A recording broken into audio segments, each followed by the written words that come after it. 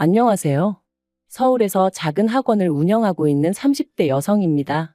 입시 전문은 아니라서 학생 수가 많지는 않은데 그래도 입소문이 나서 저 하나 먹고 사는데 크게 문제는 없네요. 친정 부모님은 그러지 말고 지금이라도 하고 싶은 공부가 있으면 외국에 나가는 게 어떻겠냐 하시지만 그러고 싶은 마음도 크지 않고요. 아무튼 오늘은 아이들이 학교에서 체험학습을 가는 날이라 학원도 쉬기로 했어요. 그래서 모처럼 시간도 났겠다. 게다가 새해잖아요? 그래서 겸사겸사 지난 일은 털고 간다는 마음으로 제 과거 이야기를 해볼까 합니다. 가벼운 마음으로 들어주세요. 어려서부터 경제적으로 넉넉한 환경에서 자랐지만 제가 대학에 들어가자 친정아버지가 이제 용돈은 스스로 벌었으라 하셨어요. 학비를 비롯해 학업에 필요한 게 있다면 얼마든지 지원해주겠지만 친구들하고 어울린다거나 저를 꾸미는 비용은 직접 벌었으라는 뜻이셨죠. 처음엔 솔직히 청천벽력 같았습니다. 그도 그럴 것이 막 20살 되었지. 원하던 대학에 합격도 했지. 한마디로 친구들하고 어울려서 즐겁게 놀고 싶은 마음뿐이었거든요. 하지만 저희 아버지께선 한다면 하시는 분이고 한번 뱉으신 말은 어떻게든 지키시는 분이세요. 그래서 어쩔 수 없이 바로 아르바이트를 시작했습니다. 다행히 친구의 소개로 바로 과외를 할 수 있었죠. 그런데 그렇게 과외를 해보니까 가르치는 일이 제 적성에 맞더라고요. 그래서 아예 그 길로 진로를 잡고 대학교 2학년 때부터는 학원에서 일을 시작했습니다. 참고로 주변에서는 그럴 것 같으면 차라리 임용고시를 보는 게 어떻냐 하기도 했지만 저는 언젠가 제가 하는 일을 사업화시키고 싶은 욕심도 있었기에 학원으로 노선을 잡았던 거예요. 그런데 어느덧 세월이 흘러 제 나이 33이 되었을 때 소위 사람들이 말하는 현타가 왔습니다. 주변을 둘러보니 어느새들 그렇게 결혼하고 애 낳고 참고로 시집 안 간 친구들도 많았지만 저는 비혼은 생각해 본 적이 없었기 때문에 그런 친구들은 별로 눈에 들어오지 않았네요. 아무튼 그때 친구 중 하나가 자기는 자기 남편을 결혼정보회사를 통해서 만났다며 저도 그런 회사에 한번 등록을 해보면 어떻겠냐대요.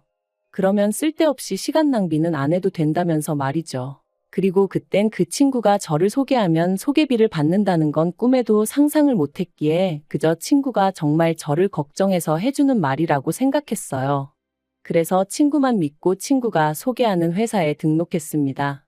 그리고 그곳에서 이제는 과거가 되어버렸지만 남편을 만나게 되었지요. 첫 만남에서 제가 10분 일찍 약속 장소에 도착했는데 남편은 저보다 더 일찍 나와 있었어요. 별거 아닌 것 같았지만 기분은 좋대요. 뿐만 아니라 저는 취미로 기타를 치곤 했는데 남편이 기타에 대한 지식이 해박하더라고요. 이때만 하더라도 업체를 통해 남편이 미리 제 취미 생활을 알고 나왔을 줄은 꿈에도 생각을 못했어요. 그저 저랑 관심사가 비슷하고 그래서 그쪽으로 아는 게 많은 거라고만 생각한 거죠. 아무튼 덕분에 식사하는 내내 대화가 끊이질 않았으니. 그리고 그날의 호감이 만남으로 이어져 저희는 결혼까지 약속하게 되었습니다. 그런데 결혼식까지 딱 2주를 남겨놓은 시점에서 남편이 미안하다며 충격적인 이야기를 꺼냈어요. 그건 바로 남편이 저와 상의도 없이 주식을 해서 결혼자금으로 준비해놨던 1억을 전부 날렸다는 거였죠. 처음엔 멍했어요. 방금 내가 무슨 이야기를 들은 건가? 현실감이 없었다고 해야 할까요? 제가 도대체 무슨 생각으로 그런 거냐고 화를 냈더니 그래도 자기가 남잔데 반반 결혼은 좀 모양이 빠지는 것 같아서 그랬다는 거예요. 어이도 없고 황당해서 뭐라고 할 말도 마땅히 떠오르지 않을 정도였습니다. 유치하고 단순한 남편의 사고방식에 정말 크게 실망하기도 했고요. 하지만 결론부터 말하자면 파혼은 하지 못했어요. 가족, 친구, 지인들은 물론이고 제 수업을 듣는 학생들까지 모두가 제가 결혼한다고 알고 있는데 어떻게 파혼 이야기를 꺼내야 할지 생각만 해도 눈앞이 캄캄했거든요. 그래서 너무나 한심한 결정이었지만 그냥 안고 가기로 했네요. 사람이 살다 보면 실수도 할 수 있는 거고 범법 행위를 한 것도 아니니 돈이야 다시 벌면 되니까 사람의 됨됨이만 보자, 마음씨만 보자.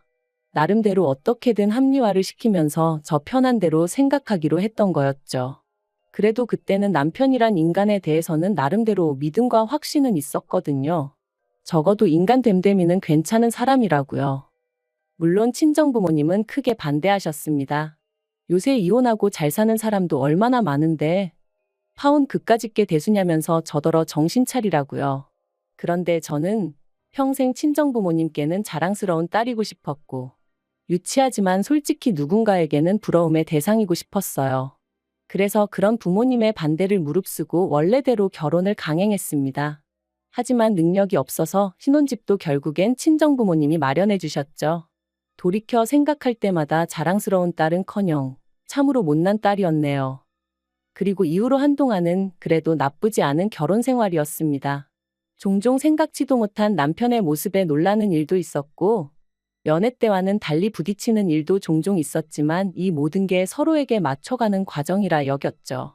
하지만 결혼한 지 2년째 되던 해 친정아버지께서 쓰러지시면서 제 일상도 제 믿음도 전부 다 순식간에 무너지기 시작했네요. 사장실에 쓰러져 있던 친정아버지를 직원이 발견해 병원으로 옮겼고 여러 가지 검사가 이루어졌습니다. 그리고 그 검사 과정에서 쓰러지신 이유는 단순히 과로 때문으로 밝혀졌지만 진짜 문제는 친정아버지가 위암이셨다는 거였죠. 거기다 암의 위치와 상태가 안 좋아서 다른 장기로 전이 가능성이 높으셨기에 흔히들 생각하는 복강경 수술이 아니라 개복 수술로 위절제까지 하셔야 됐고요. 그런데 이런 상황에서 남편이 보여준 반응은 황당하기 짝이 없었어요. 기껏 한다는 소리가 오해하지 말라면서 그럼 자기 부모님이 투자하신 5천만 원은 어떻게 되는 거냐고 물었으니까요. 남편과 결혼할 때부터 시부모님께서 저희 친정부모님이 하시는 사업에 투자를 하고 싶다며 큰 관심을 보이셨습니다. 하지만 아무래도 사업이라는 게 돈이 오가는 일이다 보니 친정부모님은 그럴 생각이 전혀 없으신 눈치셨어요. 그랬더니 저희가 결혼한 지 1년쯤 돼가던 무렵부터 시부모님이 서운하네 어쩌네 하시며 또다시 투자 이야기를 꺼내시는 거예요.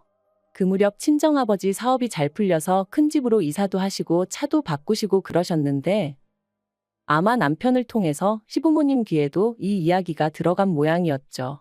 하지만 친정부모님이 하시는 사업은 어디까지나 친정부모님의 소관이셨기에 시부모님이 뭐라고 말씀을 하시건 제가 할 말은 없었습니다. 그러자 급기야는 남편이 저희 친정부모님께 직접 말씀을 드렸던 모양이에요.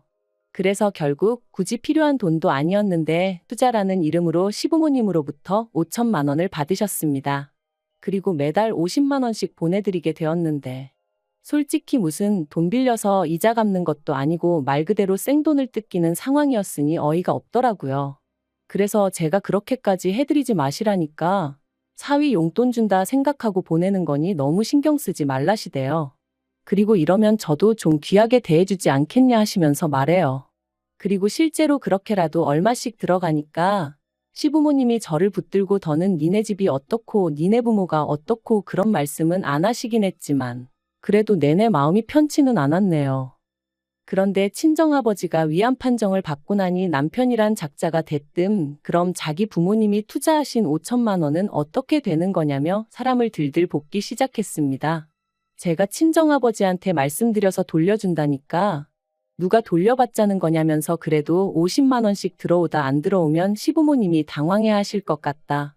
그래놓고 또 다음 날은 그래도 불안하니 돌려달라. 하루에도 몇 번씩 변덕이 죽을 듯하면서 사람 성질을 건드는데 정말 죽겠더라고요. 하지만 더 열받았던 건 그런 와중에 또 기어이 지난번과 마찬가지로 저 몰래 친정부모님을 찾아가 저한테 했던 것처럼 돈 타령을 했던 모양이에요. 황당한 건 친정아버지가 편찮으시게 되셔서 투자가 진행되지 못하는 거니까 1년치 이윤을 미리 더해달라며 총 5,500만 원으로 돌려달라고 했다나요? 남편과 시부모님의 경우 없고 되먹지 못한 셈법에 친정아버지가 정말 이골이 나더라며 그날 오후에 바로 계좌로 5천만 원만 보내주셨다 들었습니다. 그리고는 두 번 다시 투자니 뭐니 말도 꺼내지 말라 하셨다는 거예요. 한편 친정아버지의 병세는 눈에 띄게 호전되고 있었지만 아버지는 느끼신 바가 많으신 듯 했어요. 친정어머니가 하루아침에 혼자 될 수도 있다는 그런 걱정도 하게 되신 듯 했고요. 그러더니 하루는 저를 불러 하시는 말씀이 사업을 정리하고 싶으시다대요. 사실 마음 같아선 저에게 물려주고 싶지만 저는 아버지 사업에는 영 흥미가 없고 제가 하고 있던 일을 워낙 좋아하는 게 눈에 보이니 어쩌겠냐 하시면서요. 그리고는 앞으로는 어머니랑 전국 방방곡곡 산 좋고 물 좋다는 데 여행 다니며 좋은 거 먹고 재밌게 살고 싶으시다는데 그걸 어느 자식이 반대하겠어요? 제가 정말 잘 생각하셨다고 그렇게 하시라고 했습니다. 그랬더니 친정아버지께서 그렇게 되면 너한테 재산 많이 못 물려줄지도 모르는데 괜찮냐 물으시는 거예요. 깜짝 놀란 제가 한 푼도 안 물려주셔도 된다고, 이만큼 키워주시고 뒷바라지 해주신 것만으로도 너무 감사하니까 그런 말씀 마시라 했습니다. 그런데 이 사실을 알게 된 남편이 저더러 사업장을 물려달라고 하라는 겁니다. 제가 싫으면 자기가 이어받겠다고, 그리고 저희 친정부모님 돌아가실 때까지 자기가 극진히 부양하겠다면서 말이죠. 솔직히 그런 남편의 말에 100% 신뢰가 갔던 것은 아니에요. 연애 때만 하더라도 성실한 사람인 줄 알았는데 막상 결혼하고 옆에서 지켜보니 이리 뺀질 저리 뺀질, 눈에 보이는 수를 쓰는 게 하루 이틀이 아니었고 집에서 새는 바가지가 바뀌라고 괜찮을 리 없었죠. 그래서 전 처음에 남편의 그런 제안을 거절했어요. 그런데 남편이 사업이 제 거냐 어쩌냐 하더니 기어이 또 자기 발로 제 친정 부모님을 찾아가서는 자기를 믿고 사업을 물려달라 뭐 그런 소리를 했던 모양이 돼요. 그리고 사업 접기를 영 아까워하시던 친정아버지께선 애걸복걸하는 남편이 나름대로 어떤 대안책처럼 느껴지셨던 건지 친정아버지께서 남편에게 다니던 회사 2주 안에 정리하고 출근하라 하셨다는 이야기를 들었을 땐 정말 뒷목 잡고 쓰러진다는 게 이런 기분인가 싶더라고요. 그런데 더 황당한 건 그렇게 남편이 제 친정아버지 회사에 출근을 시작하고 나서 어머님이 하신 말씀이었습니다. 다 키워놓은 아들을 저희 집에서 가로채 갔다며 속상하네 억울하네.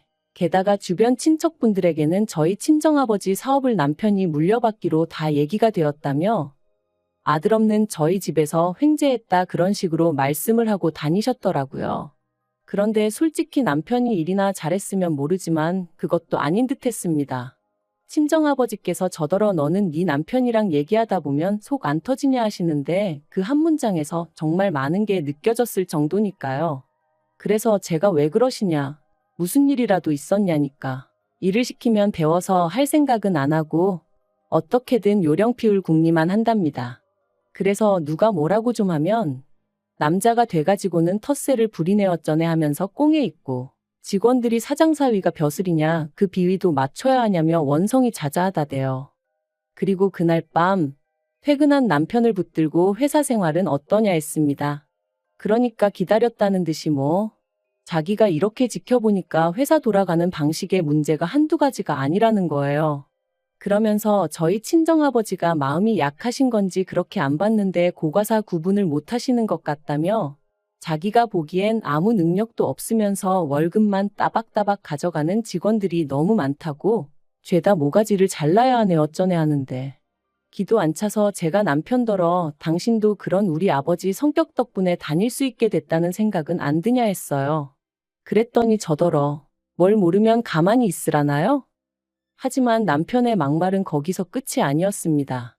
시간이 흐를수록 고양이에게 생선가게를 맡긴 게 아닐까 하는 걱정이 들었지만 동시에 남편 또한 저희 친정아버지에게 살뜰히 잘하는 모습을 보였기에 긴가민가 하던 때였는데 하루는 제가 몸이 안 좋아 좀 일찍 들어오게 되었어요.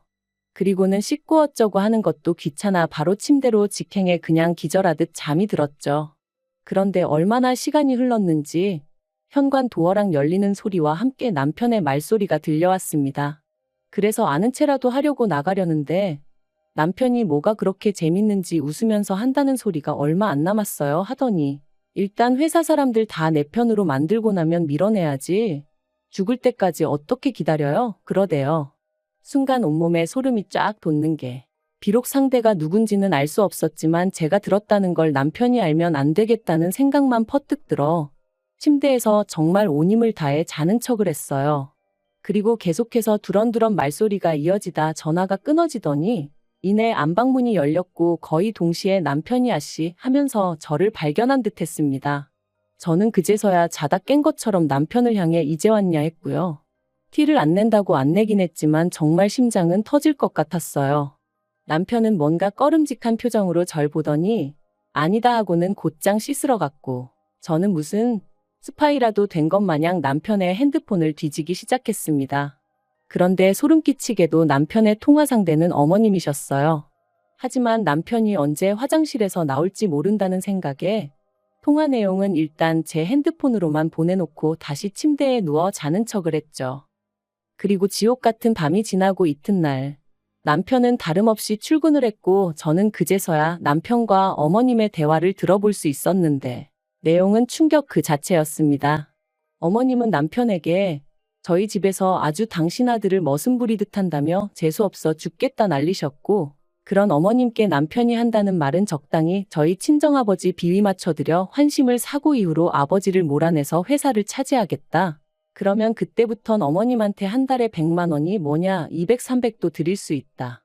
어머님이 저는 어쩔 거냐 물으시니 사람들 보는 눈이 있으니 사업 뺏고 몇 년 살다가 성격 차이 뭐 그런 이유로 이혼하자 하면 지가 별 수 있겠냐고 그러는데 정말 당장이라도 심장이 터질 것 같았고 어째서인지 눈에선 눈물이 주룩주룩 흐르더라고요. 그리고 무려 이틀 동안 저는 남편의 가증스러운 면상을 보면서 이 일을 어찌할지 고민을 거듭했습니다. 경찰에 신고를 해야 하나, 그냥 내가 먼저 이혼하자고 해야 하나. 하지만 결국 저는 제 나름대로 눈에는 눈, 이에는 이를 시전하기로 했어요. 그래서 남편에게 적당한 핑계를 둘러대며 양가 부모님을 모시고 식사 자리를 마련했죠. 어머님은 벌써부터 당신 아들이 사장이나 된 줄 아셨는지 있는 대로 콧대가 높아져 계셨는데 아마 모르는 사람이 봤으면 어머님 아들이 저희 가족 먹여 살리는 줄 알겠더라니까요. 한편 어느덧 분위기가 무르익어 갈 때쯤 제가 사실 양가 부모님을 모신 데는 다 이유가 있다 하고는 남편 앞에 서류 봉투를 내밀었습니다. 남편은 영문을 모르겠다는 표정으로 저를 잠시 보더니 무슨 김칫국을 처마셨는지 이거 뭐 계약서 같은 거냐며 싱글벙글 봉투를 열어보더라고요. 하지만 그 서류 봉투 안에는 제가 먼저 작성한 이혼 신고서가 들어있었어요. 당연히 남편 얼굴은 이미 잿빛이 되어서는 이게 지금 뭐 하자는 거냐대요. 어른들까지 다 모셔놓고 이게 무슨 짓이냐며 말이죠. 그래서 제가 제 핸드폰에 있던 어머님과 남편의 통화를 틀었습니다. 아니나 다를까 이내 어머님과 남편은 저더러 끄라며 난리가 났고 아버님과 저희 친정부모님 표정은 있는 대로 심각해졌지요. 제가 남편더러 내가 이 내용을 듣고 얼마나 소름이 끼쳤는지 아냐고 그런데 내가 너랑 살고 싶겠냐 했습니다. 친정아버지께서도 머리 검은 짐승은 거두는 게 아니라더니 당신이 아주 헛짓거리를 했다며 크게 노하셨고요. 그리고 당연한 결과로 친정아버지가 남편을 해고하셨어요. 남편이 억울하다 자기의 능력만 봐달라 그러며 매달렸다는데 친정아버지가 너무 어이가 없어서 콧방귀가 다 나오셨다네요. 그런데 문제는 친정아버지 회사에서 잘리고 나니 남편도 눈에 뵈는 게 없었는지 더더욱 이혼은 못 해주겠다고 나오더라고요. 그래서 결국 소송했고 1년 만에 이혼했네요. 다만 법이라는 게 남편이 어머님하고 그런 통화를 했을 뿐이지 그렇다고 직접적으로 저희 친정아버지한테 어떤 위해를 가한 것은 아니라 그에 대한 책임을 물기는 어렵다는 거예요. 황당했지만 나라법이 그렇다는데 제가 뭘 어떻게 할 수가 없잖아요? 그래도 소송 자체는 제가 승소하여 이혼하게 되었으니 그걸로 만족하는 수밖에 없었네요. 그런데 그렇게 이혼하고 나서 반년쯤 지났을 땐가 남편에게 연락이 왔어요. 어이없게도 한다는 소리가 이제 이혼해서 완전히 남남이니까 자기가 다시 저희 친정아버지 회사에 이력서를 넣겠다는 거예요. 그리고는 한때 자기를 정말 사랑했던 게 사실이라면 눈 딱 감고 자기 좀 뽑아주라고 친정아버지한테 말 좀 해달라면서 자기가 집에 있으니까 어머님이 너무 속 터져 하신다고 저더러 어머님 성격 잘 알지 않냐면서 좀 도와달랍니다. 정말 황당하고 어떻게 사람이 이렇게 뻔뻔한가 싶더라고요. 그리고 물론 그런 소리를 듣고 제 마음이 흔들렸을 리가 있나요? 미치려면 곱게 미치라고 그랬습니다. 사람이 더 이상 잃을 게 없으면 염치고 체면이고 그런 것도 없나 보죠? 정말 사람 달리 보이더라니까요. 뭐 어쨌든 지 인생 시궁창처럼 살든 말든 제 알바는 아니니 더는 연락 같은 거 안 해줬으면 좋겠네요. 당분간은 뭐가 됐건 간에 저 스스로 제 자신을 돌보며 지낼 생각입니다. 사람 보는 눈도 좀 기르고요. 그리고 그렇게 건강히 지내다 보면 또 어떤 식으로든 행복이 찾아와 주겠죠?